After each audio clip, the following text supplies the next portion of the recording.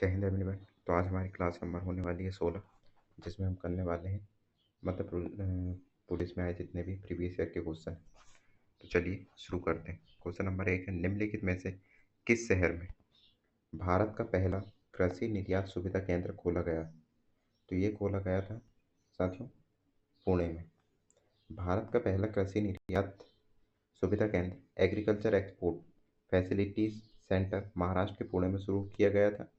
यह केंद्र Maharashtra chamber of commerce industry and agriculture of NABARD के सहयोग से स्थापित किया गया है, जिसका मुख्य उद्देश्य राज्य में कृषि निर्यात को बढ़ावा देना।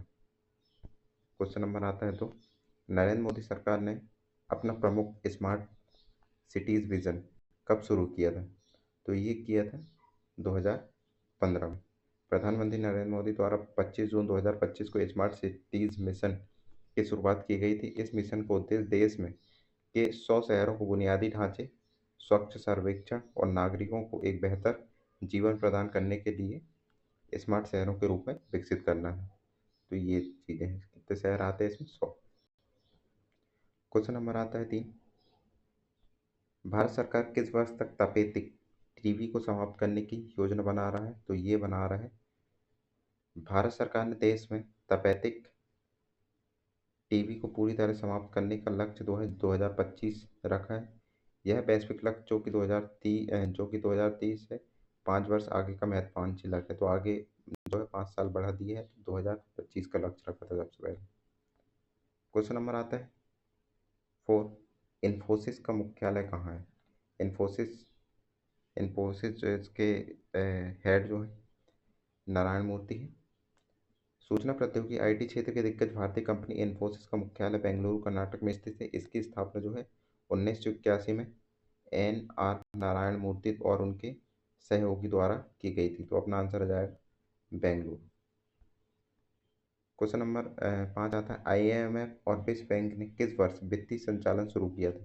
तो इनकी स्थापना जो है 1944 के ब्रेटन वुड्स सम्मेलन में की गई थी। दोनों जुड़वा बहनें बोलते हैं। तो वित्तीय वर्ष संचालन जो है 1947 में स्टार्ट हुआ था। आईएमएफ और वर्ल्ड बैंक दोनों की स्थापना 1944 के ब्रेटन वुड्स सम्मेलन के तहत हुई थी। बहुत इंपॉर्टेंट क्वेश्चन होने वाला है। दोनों संस्थाएं औपचारिक रूप से 1947 से अपना वित्तीय संचालन शुरू किया था। तो ये चीज ध्यान में रखना है आपको। क्वेश्चन नंबर आता है 6, तिब्बत, चीन और बांग्लादेश में क्रमशः ब्रह्मपुत्र नदी का क्या नाम है? तिब्बत और बांग्लादेश, तिब्बत में जो है यारलुंग त्यांग्सपो और बांग्लादेश में जो है जमुना इसका नाम है ब्रह्मपुत्र का। ब्रह्मपुत्र नदी का उद्गम तिब्बत में मानसरोवर झील के पास से होता है, जहां इसे यारलुंग स्यांगपो कहा जाता है। बांग्लादेश में प्रवेश करने पर इसे जमुना के नाम से जाना जाता है। तो ये चीज़ आपको ध्यान में रखना। क्वेश्चन नंबर 7 आता है, माउंट एवरेस्ट की नई ऊंचाई कितनी है? तो इसकी नई ऊंचाई है 8,848.86 मीटर। नेपाल और चीन द्वारा संयुक्त रूप से की गई नवीनतम माप के अनुसार माउंट एवरेस्ट की नई आधारिक ऊंचाई 8,848.86 मीटर है। यह पुरानी ऊंचाई से 86 सेंटीमीटर अधिक है। तो ये चीज़ आपको ध्यान में रखना है। कमरे कमरे बिएजा ज्वालामुखी किस देश में स्थित है? तो ये है स्पेन में स्थित। कमरे बिएजा एक ज्वालामुखी रिज है जो स्पेन के कैनरी द्वीप के ला पाल्मा द्वीप पर स्थित। वर्ष 2021 में इसमें भीषण विस्फोट हुआ था। तो ये चीज़ आपको ध्यान में रखना है। कैनरी द्वीप के जो है ला पाल्मा द्वीप पर स्थित है। कहाँ पे? स्पेन में। क्वेश्चन नंबर 9, किस अधिनियम से कंपनी के शासन को समाप्त कर दिया गया था? ब्रिटिश कंपनी है, उसको किस अधिनियम से समाप्त किया गया था? तो ये 1857 के स्वतंत्रता संग्राम के बाद ब्रिटिश संसद ने भारत सरकार अधिनियम 1858 पारित किया। इसके तहत भारत में ब्रिटिश ईस्ट इंडिया कंपनी का जो शासन है वो समाप्त कर सीधे ब्रिटिश काउंसिल के हाथों सौंप दिया गया था। तो ये चीज़ आपको ध्यान में रखना। भारत सरकार अधिनियम 1858 में आया था और इसी से जो है समाप्त कर दिया गया था। क्वेश्चन नंबर 10, कंपनियों के गठन, वित्त पोषण और कामकाज और समापन को किस अधिनियम के माध्यम से नियंत्रित किया जाता है? तो ये किया जाता है कंपनी अधिनियम 1956।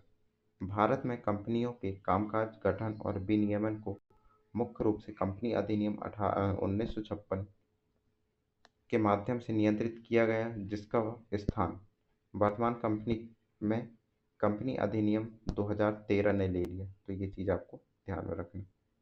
क्वेश्चन नंबर 11 आता है, भारत की सबसे बड़ा एल्यूमीनियम फैक्ट्री किस राज्य में स्थित है? भारत की सबसे बड़ी एल्यूमीनियम फैक्ट्री वो है उड़ीसा राज्य में। भारत की सबसे बड़ी एल्यूमीनियम उत्पादन इकाई जैसे नालको मुख्य रूप से उड़ीसा राज्य में कार्यरत है, क्योंकि वहाँ प्रचुर मात्रा में बॉक्साइट एल्यूमीनियम का अयस्क भंडार मौजूद होता है। तो ये भी आपको रखना है, बॉक्साइट जो है किसका अयस्क है? एल्यूमीनियम का। क्वेश्चन नंबर 12, पैरालम पैरालंपिक के एकल संक्रमण में 2 पैरालंपिक पदक जीतने वाली पहली भारतीय महिला कौन बनी? पैरा ओलंपिक के एकल संस्करण में 2 पैरालंपिक पदक जीतने वाली पहली महिला जो है वो बनी थी अवनी लेखरा। निशानेबाज अवनी लेखरा ने टोक्यो 2020 पैरा ओलंपिक खेलों में 1 स्वर्ण और 1 कांस्य पदक जीतकर इतिहास रचा। एक मिनट, ये क्वेश्चन गलत है, इसको गलत करना पड़ेगा। क्वेश्चन नंबर आता है 13।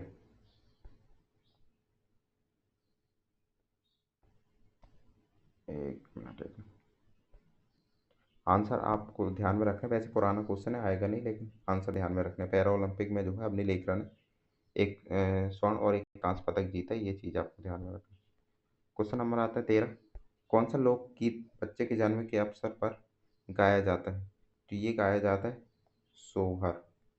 सोहर मुख्य रूप से उत्तर भारत, विशेषकर उत्तर प्रदेश, बिहार और मध्य प्रदेश के बच्चे के जन्म के शुभ अवसर पर गाया जाने वाला पारंपरिक लोकगीत है। तो ये चीज़ आपको ध्यान में रखना है। क्वेश्चन नंबर 14 आता है, एक प्राचीन वैष्णव स्थल जिसमें एक विशाल बारह के साथ विष्णु की एक विशाल छवि और गुप्त शिलालेख का एक स्तंभ है में पाया जाता है एरण और पहलपुर। मध्य प्रदेश के सागर जिले में स्थित एरण एक महत्वपूर्ण ऐतिहासिक प्राचीन वैष्णव स्थल है। यहाँ भगवान विष्णु के 12 अवतार की विशाल प्रतिमा और गुप्तकालीन प्रसिद्ध शिलालेख स्थित। तो कहाँ है? एरण और पहलपुर। क्वेश्चन नंबर आता है 15, पतालकोट घाटी कहाँ स्थित है? तो पतालकोट घाटी जो है वो तामिया छिंदवाड़ा में स्थित है। पतालकोट घाटी मध्य प्रदेश के छिंदवाड़ा जिले के तामिया विकास खंड में स्थित है। यह एक गहरी और सुरम्य घाटी है जो मुख्य रूप से भारी जनजाति का निवास स्थान है। तो ये चीज़ आपको ध्यान में रखनी है। निम्नलिखित में से किस यात्रा में व्यक्ति को कर्क रेखा को पार करना होगा? कर्क रेखा मध्य प्रदेश के 14 जिलों से होकर गुजरती है। जब कोई व्यक्ति भोपाल से रांची की यात्रा करता है तो उसे रास्ते में कर्क रेखा पार करना पड़ेगी। तो ये चीज़ आपको ध्यान में रखना है, भोपाल से रांची, साथ जो है रायसेन जिला में। जबलपुर उच्च न्यायालय की इमारत की स्थापना निम्नलिखित में से किस वर्ष की गई थी? तो ये की गई थी 1899। जबलपुर में स्थित मध्य प्रदेश उच्च न्यायालय के मुख्य भवन का निर्माण 1899 में राजा गोकुल दास द्वारा विक्टोरियन शैली में करवाया गया था। इसके वास्तुकार हेनरी इरविन थे। क्वेश्चन नंबर 18, निम्नलिखित में से कौन सा जिला निमाड़ के मैदानों की कृषि जलवायु क्षेत्र के अंतर्गत नहीं आता है? तो निमाड़ में जो है बड़वानी, खंडवा और बुरहानपुर आते हैं, इंदौर लेकिन नहीं आता। निमाड़ क्षेत्र के कृषि जलवायु क्षेत्र में मुख्य रूप से खंडवा, बड़वानी, खरगोन और बुरहानपुर आते हैं। इंदौर जिला मालवा के पठारी क्षेत्र के अंतर्गत शामिल है। तो ये चीज़ आपको ध्यान में रखना है। Question number 19, shooting to the story of PV Sindhu के लेखक कौन है? The story of PV Sindhu के लेखक है बी कृष्णा स्वामी।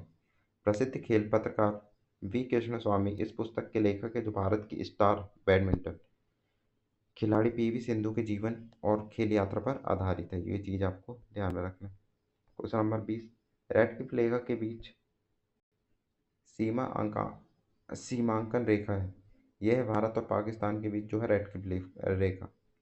भारत और पाकिस्तान के बीच की अंतर्राष्ट्रीय सीमा रेखा को रेडक्लिफ कहा जाता है, जिसका निर्धारण 1947 में सर साइरिल रेडक्लिफ की अध्यक्षता में किया गया था। ये क्वेश्चन आपको ध्यान में रखना है। क्वेश्चन नंबर 21, जिन तंतुओं की दाहिनी और बाईं भुजाएं सम्मित होती हैं वे कहलाती हैं, सम्मित कहलाएंगे वायलेट, द्विपक्षीय रूप से सम्मित। ऐसी शारीरिक संरचना जिसमें शरीर को मध्य अक्ष से काटने पर दाहिना और बायां भाग बिल्कुल समान दर्पण प्रतिबिंब होता है उसे द्विपक्षीय सम्मित कहा जाता है। उदाहरण मनुष्य और कीट। ये चीज आपको ध्यान में रखना है। नीचे क्वेश्चन नंबर 22, नीचे दिए गए चित्र तो अपने पास है नहीं तो इसको जाने देते हैं। क्वेश्चन नंबर है 23, निम्नलिखित में से कौन सा नाइट्रोजन स्थिरीकरण करने वाला पौधा नहीं है? तो नाइट्रोजन स्थिरीकरण करने वाला पौधा जो है तुलसी नहीं, बाकी तिपलिया घास है, सोयाबीन है, अल्फाल्फा है। तो सोयाबीन क्लोवर और अल्फाल्फा फलीदार लेग्यूमिनस कुल के पौधे हैं जो मिट्टी में नाइट्रोजन का स्थिरीकरण करते हैं। तुलसी एक औषधि पौधा है जो नाइट्रोजन स्थिरीकरण नहीं करता। तो ये चीज आपको ध्यान में रखना है। क्वेश्चन नंबर आता है 24, खाली स्थान का उपयोग रेफ्रिजरेटर, एयर कंडीशनर और एरोसॉल स्प्रे में किया जाता है।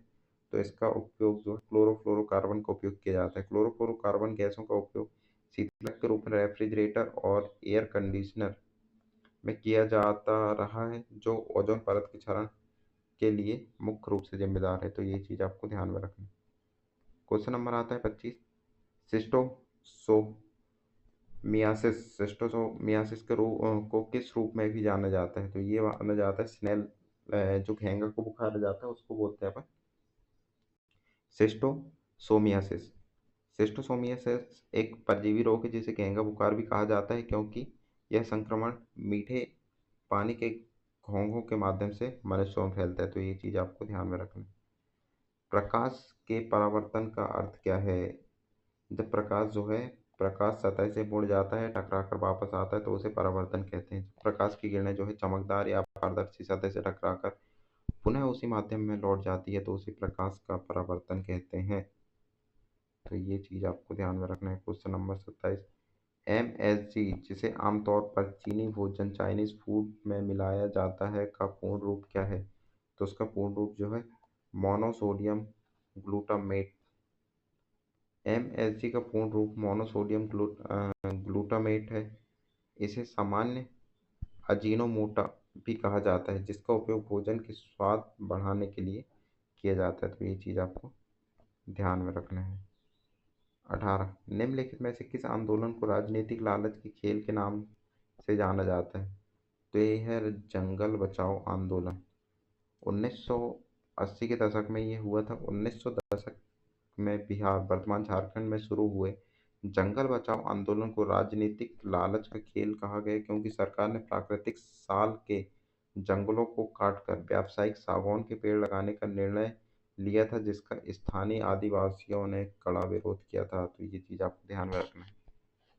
क्वेश्चन नंबर 29, पर्यावरणीय नियतिवाद के प्रतिपादक कौन है? तो इसके प्रतिपादक जो है फ्रेडरिक रेडजेल हैं।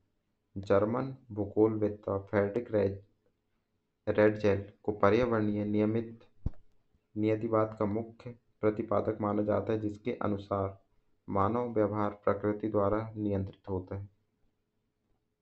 खालिस्तान विद्युत धारा की एसआई इकाई है। एसआई इकाई विद्युत धारा की एसआई इकाई जो है एम्पियर। विद्युत धारा को मापने की एसआई इकाई एम्पियर है। कूलाम आवेश की इकाई है तथा न्यूटन जो है बल की इकाई है। तो ये भी चीज आपको ध्यान में रखना है। क्वेश्चन नंबर 31, निम्नलिखित में से मानव शरीर का सबसे व्यस्त भाग कौन सा है? तो वो है हार्ट, जो चलता रहता है बिना रुके। मानव शरीर का सबसे व्यस्त और निरंतर कार्य करने वाला अंग जो है वो हार्ट है जो बिना रुके जीवन भर रक्त को पंप करने का कार्य करता रहता है। खरीफ मौसम में मुख्य रूप से कौन सी फसल उगाई जाती है? तो खरीफ मौसम में ये जो है क्वेश्चन कल भी आया था ऐसा क्वेश्चन, तो इम्पोर्टेंट होने वाले हैं आगे एग्जामों में। राइस, चावल जो है खरीफ की फसल है। चावल खरीफ की प्रमुख फसल है जिसे अत्यधिक पानी और तापमान की आवश्यकता होती है और यह मुख्य रूप से मानसून काल जून से अक्टूबर में उगाई जाती है। तो अभी जो चल रही है वो खरीफ की फसल ही है।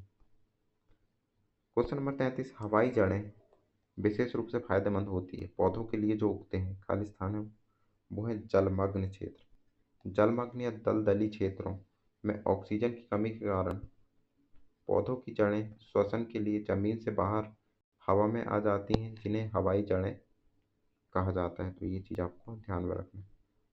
ऑक्सीजन का परमाणु क्रमांक क्या है? तो ऑक्सीजन का जो परमाणु क्रमांक है वो है 8। आवर्त सारणी में ऑक्सीजन का परमाणु क्रमांक 8 है। इसके परमाणु में 8 प्रोटॉन और 8 न्यूट्रॉन होते हैं, 8 इलेक्ट्रॉन होते हैं, sorry. Question number 35 last question होने वाला है। प्रकाश संश्लेषण मुख्यतः पादप कोशिका के किस भाग में होता है? तो ये पाया जाता है क्लोरोप्लास्ट। पादप कोशिका जो है मुख्य रूप से किस भाग में होते हैं? ये क्लोरोप्लास्ट है।